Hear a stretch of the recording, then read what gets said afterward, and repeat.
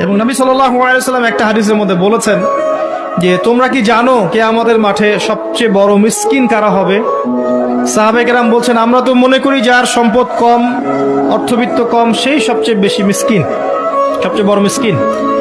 আল্লাহর নবী সাল্লাল্লাহু আলাইহি ওয়াসাল্লাম বলছেন, বরং প্রকৃত মিসকিন সে ব্যক্তি যে কিয়ামতের মাঠে নামাজ, রোজা, হজ, যাকাত আমলের নেকি নিয়ে উঠবে, পাহাড় সম নেকি নিয়ে উঠবে, কিন্তু অনেক পাওনাদার দাঁড়িয়ে থাকবে। কারো হক নষ্ট করেছে, কারো গীবত করেছে, কারো অপবাদ, কাউকে অপবাদ দিয়েছে, কাউকে অত্যাচার করেছে, সবাই দাঁড়িয়ে থাকবে। এদের হক আদায় না করা পর্যন্ত সে পুলসিরাত পার হতে পারবে না। যারা নামাজ পড়ো না, তুমি টের পাও না, মসজিদের দরজা তোমার জন্য বন্ধ হয়ে যাবে।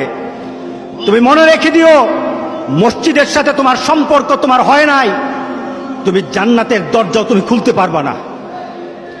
তুমি এখনো বেনামাজি, এখনো সকালবেলা তুমি ঘুমাও, এখনো তুমি আল্লাহকে ভুলে আছো, এখনো তোমার কাছে তওবার কথা তোমার চিন্তাতে আসে নাই। তুমি অনেক কিছু হতে পারো, তুমি মুসলমানের কাতারে থাকবা না। তুমি অনেক কিছু হতে পারো, তুমি ইসলামের কাতারে থাকবা না।